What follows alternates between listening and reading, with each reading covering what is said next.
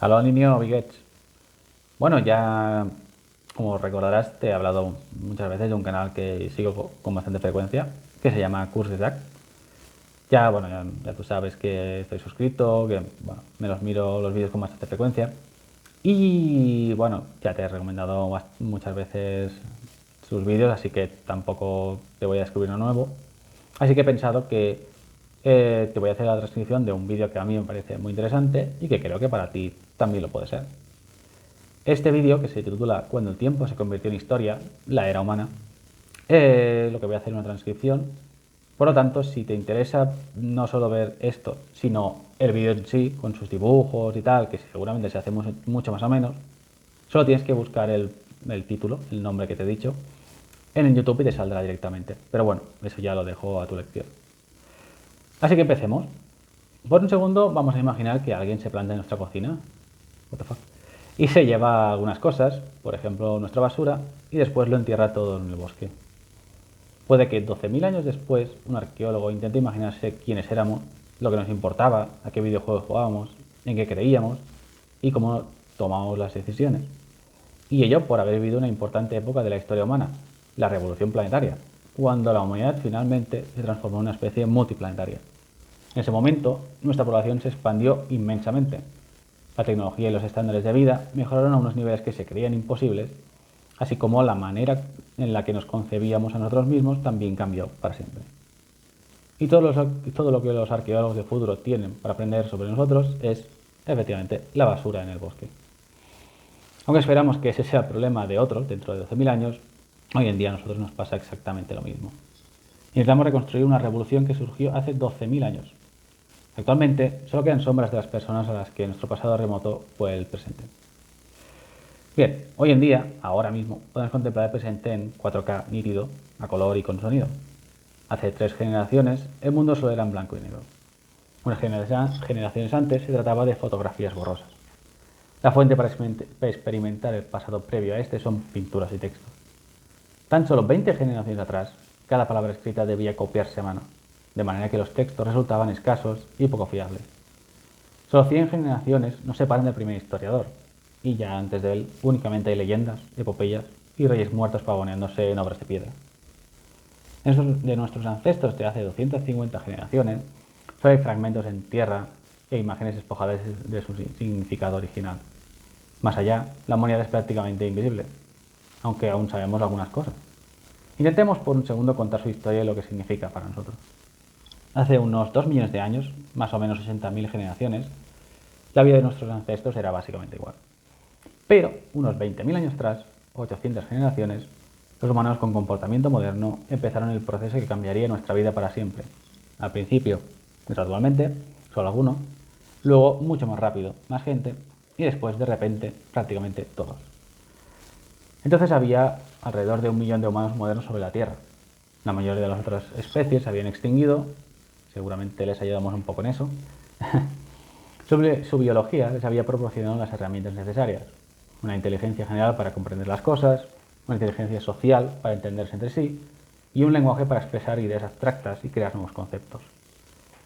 Esas personas eran como nosotros, sufrían y se alegraban, se aburrían, lloraban y reían.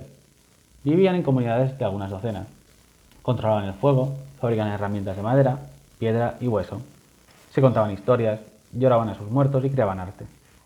Comerciaban con otras tribus, desde obsidiana a moluscos. Algunos cazaban grandes presas y se mudaban mucho, otros confiaban más en las plantas que recolectaban y otros se limitaban a permanecer en zonas con mucha pesca. Ese fue el estado habitual de la humanidad durante la mayoría de nuestra historia, hasta que paso a paso una lenta transición se convirtió en revolución. La primera evidencia sólida la encontramos en el Valle del Jordán, donde nuestros ancestros recolectaban trigo salvaje hace más de 20.000 años. Se dieron cuenta de que al poner semillas en la tierra, surgían más plantas al año siguiente. Si colocaban las buenas en una zona, al año después había más de las buenas, un fabuloso suplemento a la caza y la recolección. Podían preparar algunas cosechas, volver al año siguiente, construir un asentamiento temporal y contar con una fuente de alimentos segura. El bono de cosechas lo usaron para cocer el primer pan y elaborar la primera cerveza, como ya. Con cada generación aprendían más sobre las plantas y los animales que les rodeaban y sobre cómo manipularlos en su provecho. Pero había mucho que aprender. Muy lentamente, con cada generación, las bolsas de conocimiento crecían y se pasaban a otros para seguir creciendo. Esta agricultura temprana comenzó a reducir drásticamente el espacio necesario para alimentar al individuo, lo que permitía permanecer en un mismo sitio más tiempo. Hace unos 12.000 años, estas pequeñas dosis de progreso alcanzaron una masa crítica. La mayoría de las calorías que consumimos hoy proceden de unos 15 cultivos distintos. Los humanos empezaron a domar en serio hace unos miles de años, en los siguientes miles de años. La denominada revolución agraria no es algo que comenzara de repente un día. Fue un lento proceso abordado por un pequeño grupo durante muchas generaciones. Al final, el cambio gradual produjo una nueva era, la era humana. En los siguientes miles de años el progreso se aceleraría y transformaría a los cazadores-recolectores en granjeros que vivían en aldeas, pueblos y después ciudades.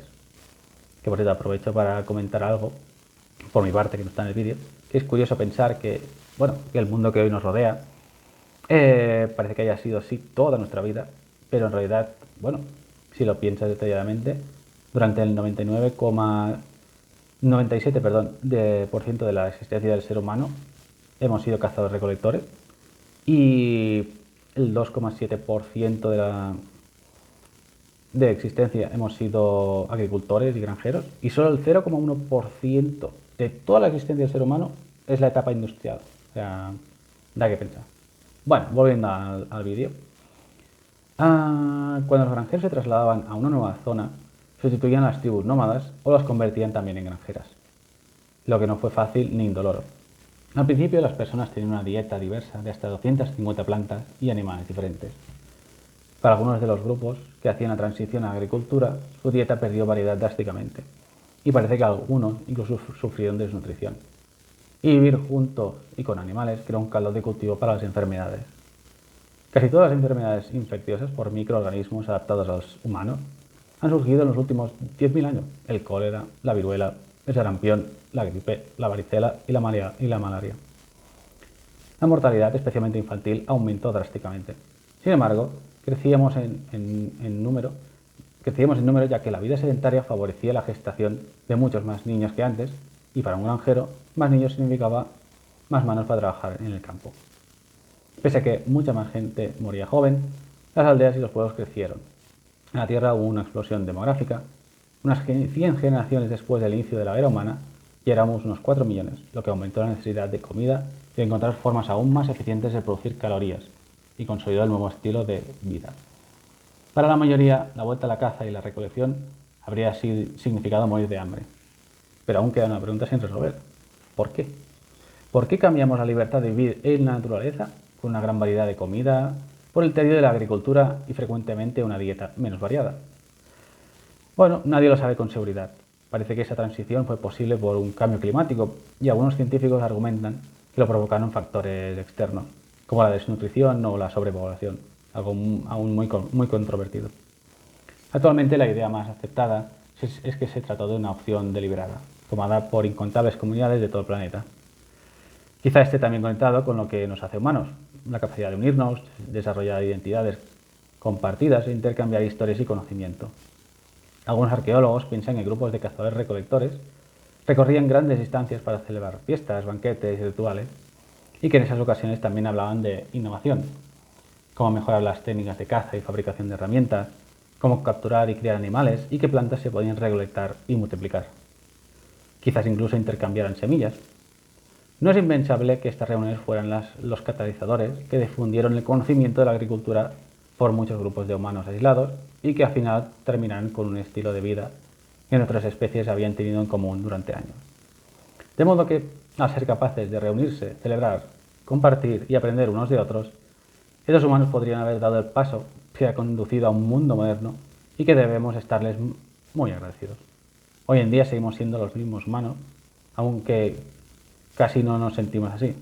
Quizá es tiempo de reunirnos y compartir lo que sabemos y celebrar la existencia nuevamente para empezar una pacífica transición, quizá una revolución planetaria que lo cambie todo una vez más.